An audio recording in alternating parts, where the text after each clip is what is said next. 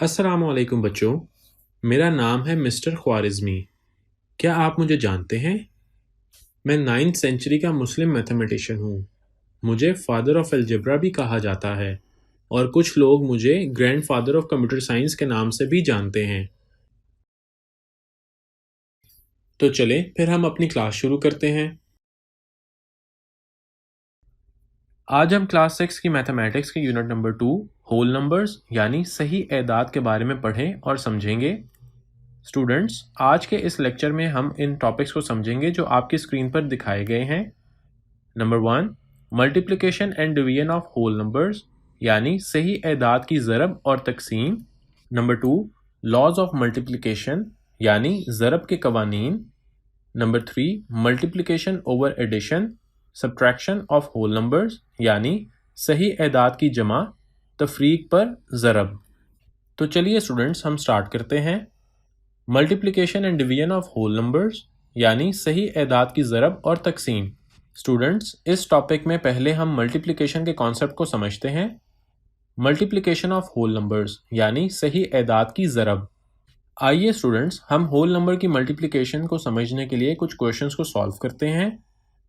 Question number 1, find the product of 74 and 23 यानी 74 को 23 के साथ ज़रब करें। सॉल्यूशन। स्टूडेंट्स, गिवन वैल्यूज़ को मल्टीप्लाई करने के लिए हम इस तरह से लिखेंगे। अब हम पहले 3 को 4 और 7 के साथ मल्टीप्लाई करेंगे। 3 को 4 के साथ मल्टीप्लाई करने से 12 हासिल होगा, तो हम 2 को यहाँ पर लिखेंगे और 1 नेक्स्ट डिजिट 7 पर कैरी चला जाएगा।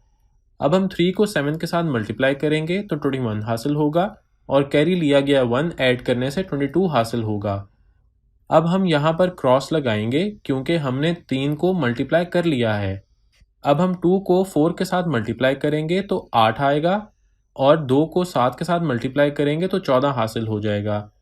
अब हम इन वैल्यूज़ को पिछले लेक्चर में बताए गए मेथड से ऐड करेंगे तो हमारे पास 1702 आंसर आ जाएगा।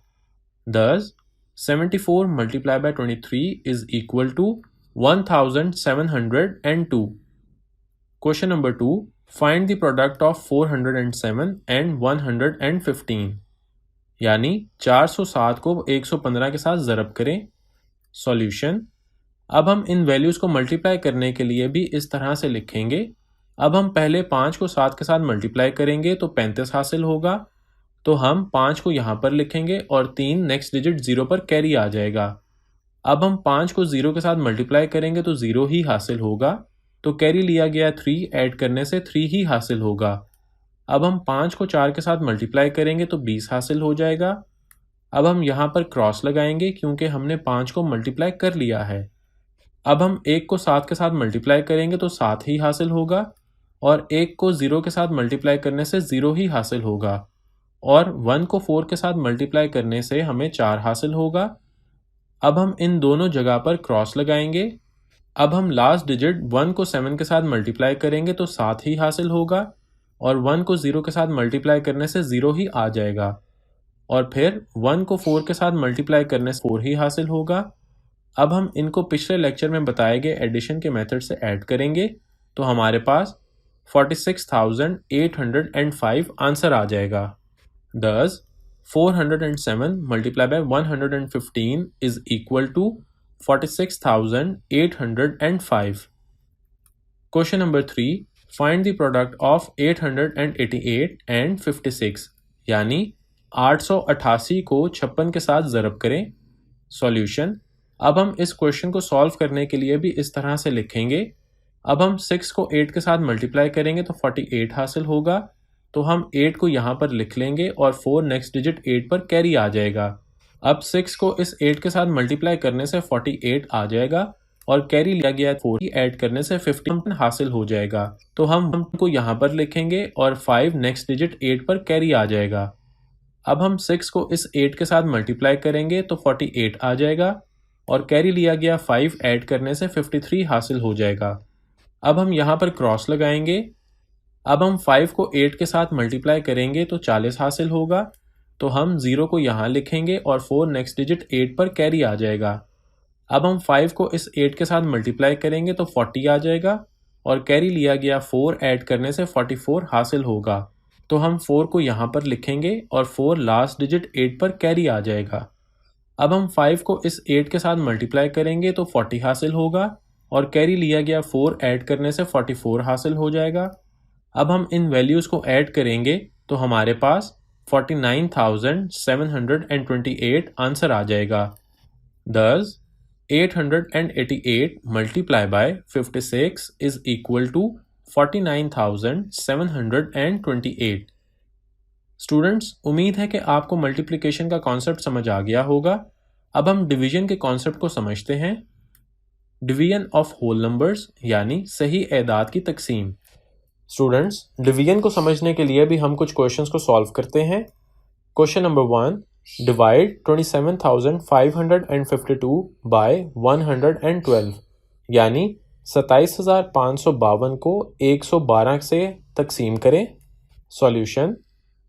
स्टूडेंट्स, डिवाइड करने के लिए हम इन वैल्यूज़ को इस तरह से लिखेंगे। अब हम 112 को ऐसे डिजिट से मल्टीप्लाई करेंगे जिससे हमारे पास 275 से छोटी या इसके इक्वल वैल्यू हासिल हो। इसके लिए हम 112 को 2 के साथ मल्टीप्लाई करेंगे तो 224 आ जाएगा। अब हम 275 में से 224 को माइनस करेंगे तो 51 हासिल होगा। अब यहाँ पर 51 112 से छोटा है, इसलिए हम ऊपर से 5 को इसके साथ लिख लेंगे। अब हम 112 को ऐसे नंबर के साथ मल्टीप्लाई करेंगे जिससे 515 से छोटी या इसके इक्वल वैल्यू हासिल हो। इसके लिए हम 112 को 4 के साथ मल्टीप्लाई करेंगे, 448 हासिल होगा। अब 515 में से 448 को माइनस करने से 67 हासिल होगा। अब यहाँ पर 67 भी 112 से छोटा है, इसलिए हम ऊपर से 2 को इसके साथ लिख लेंगे। अब हम 112 को उस नंबर से मल्टीप्लाई करेंगे कि हमारे पास 672 से छोटी या इसके इक्वल वैल्यू हासिल हो। तो इसके लिए हम 112 को 6 के साथ मल्टीप्लाई करेंगे तो 672 ही आ जाएगा और इन दोनों वैल्यूज़ को माइनस करने से 0 हासिल होगा और क्वेश्चन एंड हो जाएगा और 246 आंसर आ जाएगा। Thus 27,552 divided by 112 is equal to 246. Question number 2, divide 54,756 by 234. Solution. Students, इस क्वेश्चन को सॉल्व करने के लिए भी हम इसको इस तरह से लिखेंगे। अब हम 234 को ऐसे नंबर से मल्टीप्लाई करेंगे जिससे हमारे पास 547 से छोटी या इसके इक्वल वैल्यू हासिल हो। तो इसके लिए हम 234 को 2 के साथ मल्टीप्लाई करेंगे जिससे 468 आ जाएगा। अब 547 में से 468 को माइनस करने से 79 हासिल हो जाएगा। यहाँ पर अब 79 234 से छोटा है, इसलिए हम ऊपर से 5 को इसके साथ लिख लेंगे। अब हम 234 को ऐसे नंबर से मल्टीप्लाई करेंगे जिससे 795 से छोटी या इसके इक्वल वैल्यू हासिल हो। इसके लिए हम 234 को 3 के साथ मल्टीप्लाई करेंगे तो 702 आ जाएगा। अब 795 में से 702 को माइनस करने से 93 आ जाएगा। अब यहाँ पर 93 भी 234 से छोटा है, इसलिए हम ऊपर से 6 को इसके साथ लिख लेंगे। अब हम 234 को ऐसे नंबर से मल्टीप्लाई करेंगे जिससे 936 से छोटी या इसके इक्वल वैल्यू हासिल हो। इसके लिए हम 234 को 4 के साथ मल्टीप्लाई करेंगे तो 936 ही हासिल होगा और इन दोनों को माइनस करने से 0 आ जाएगा और क्वेश्चन का एंड हो जाएगा। इस तरह हमारे पास 234 आंसर आ जाएगा। Thus 54,756 divided by 234 which is equal to 234. Students, उम्मीद है कि आपको इस टॉपिक की समझ आ गई है। अब हम अपना नेक्स्ट टॉपिक स्टार्ट करते हैं। लॉज ऑफ मल्टीप्लिकेशन यानी ज़रब के कवानीन। इस टॉपिक में हम कम्यूटेटिव लॉ और एसोसिएटिव लॉ के बारे में पढ़ेंगे और समझेंगे। Commutative law. स्टूडेंट्स, जैसे हमने एडिशन के कम्यूटेटिव लॉ में समझा था कि वैल्यूज़ के ऑर्डर चेंज करने से भी रिजल्ट में कोई डिफरेंस नहीं आता, सेम यहाँ पर मल्टीप्लिकेशन के लॉ में भी जब दो सेम वैल्यूज़ को ऑर्डर चेंज करके भी मल्टीप्लाई करें तो रिजल्ट सेम ही आता है। फॉर एग्जाम्पल, 2 होल नंबर्स 2 और 3 को मल्टीप्लाई करने से 6 आ जाएगा। अब हम इन्हीं 2 नंबर्स के ऑर्डर को चेंज करते हैं तो 3 को 2 के साथ मल्टीप्लाई करने से भी 6 ही हासिल होगा। स्टूडेंट्स, आपने देखा कि ऑर्डर्स के चेंज करने से भी रिजल्ट सेम रहता है। आइए अब हम इसको नंबर लाइन के साथ भी वेरीफाई करते हैं। सबसे पहले हम दो नंबर लाइंस ड्रॉ करते हैं। अब हम पहले फर्स्ट लाइन पर 2 के यूनिट्स मार्क करते हैं और अब 1 यूनिट 4 का मार्क करते हैं। तो इस तरह टोटल 8 यूनिट्स मार्क हो जाएंगे। अब हम सेकंड नंबर लाइन पर पहले 4 का 1 यूनिट मार्क करते हैं और अब 2 के 2 यूनिट्स को मार्क करते हैं। तो इस तरह भी हमारे पास टोटल 8 यूनिट्स मार्क हो जाएंगे। यहाँ पर भी हमने देखा कि वैल्यूज़ का ऑर्डर चेंज करने से रिजल्ट सेम रहता है। So a multiply by b is equal to b multiply by a। इसको हम कम्यूटेटिव लॉ ऑफ मल्टीप्लिकेशन कहते हैं। Associative law. एसोसिएटिव लॉ के मुताबिक कोई भी 3 होल नंबर्स की मल्टीप्लिकेशन में कोई भी 2 नंबर्स को पहले मल्टीप्लाई किया जाता है। फॉर एग्जांपल, हम कोई से भी 3 नंबर 4, 5 और 6 को लेते हैं और इसके लॉ के मुताबिक चेक करते हैं। Bracket open 4 multiply by 5 bracket close multiply by 6 which is equal to 4 multiply by bracket open 5 multiply by 6 bracket close. इस तरह 4 मल्टीप्लाई बाय 5 करने से 20 आ जाएगा और मल्टीप्लाई का साइन और 6 को ऐसे ही लिखा जाएगा। अब यहाँ पर भी 4 और मल्टीप्लाई के साइन को ऐसे ही लिखा जाएगा और 5 मल्टीप्लाई बाय 6 करने से 30 आ जाएगा। अब यहाँ पर 20 मल्टीप्लाई बाय 6 करने से 120 आ जाएगा और यहाँ पर 4 मल्टीप्लाई बाय 30 करने से 120 आ जाएगा। इससे साबित हुआ कि bracket open 4 multiply by 5 bracket close multiply by 6 is equal to 4 multiply by bracket open 5 multiply by 6 bracket close. इस लॉ को हम एसोसिएटिव लॉ ऑफ मल्टीप्लिकेशन कहते हैं। स्टूडेंट्स, एक बात तो नोट कर लें कि कम्यूटेटिव और एसोसिएटिव लॉज डिवीजन के लिए नहीं होते, जैसा कि आप स्क्रीन पर देख सकते हैं। आइए स्टूडेंट्स, अब हम नेक्स्ट टॉपिक की तरफ मूव करते हैं। मल्टीप्लिकेशन ओवर एडिशन या सब्ट्रैक्शन ऑफ होल नंबर्स, यानी सही एदाद की जमा या तफरीक पर ज़रब। इस टॉपिक में हम डिस्ट्रीब्यूटिव लॉ और मल्टीप्लिकेटिव आइडेंटिटी के बारे में पढ़ेंगे। Distributive law. इस लॉ को समझने के लिए हम कोई भी 3 नंबर्स 2, 3 और 4 को कंसिडर करते हैं। अब हम एक नंबर को 2 नंबर्स के सम के साथ मल्टीप्लाई करेंगे। अब यहाँ पर हम पहले 2 को 3 के साथ मल्टीप्लाई करेंगे और फिर 2 को 4 के साथ मल्टीप्लाई करेंगे और फिर इनके सेंटर में प्लस का साइन आ जाएगा।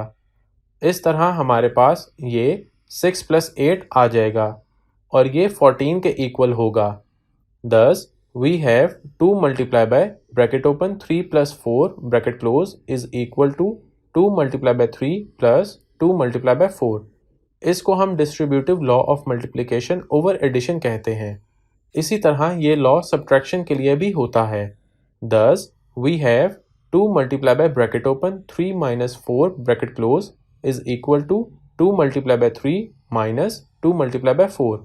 इसको हम distributive law of multiplication over subtraction कहते हैं। Multiplicative identity. Students, multiplicative identity को हम इन एग्जांपल्स के साथ स्टडी करते हैं। आपने एग्जांपल्स में देखा है कि किसी भी होल नंबर को 1 के साथ मल्टीप्लाई करने से दोबारा वही नंबर हासिल हो जाता है, इसलिए इसको मल्टीप्लिकेटिव आइडेंटिटी कहते हैं।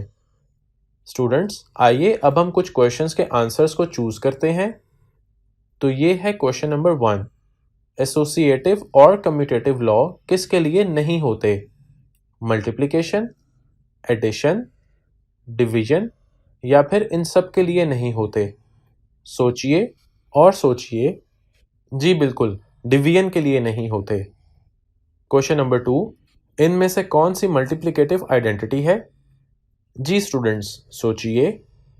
जी बिल्कुल, 1 को एडिटिव आइडेंटिटी कहा जाता है। तो स्टूडेंट्स, ये था हमारा आज का लेक्चर। उम्मीद है कि आपको ये बहुत पसंद आया होगा।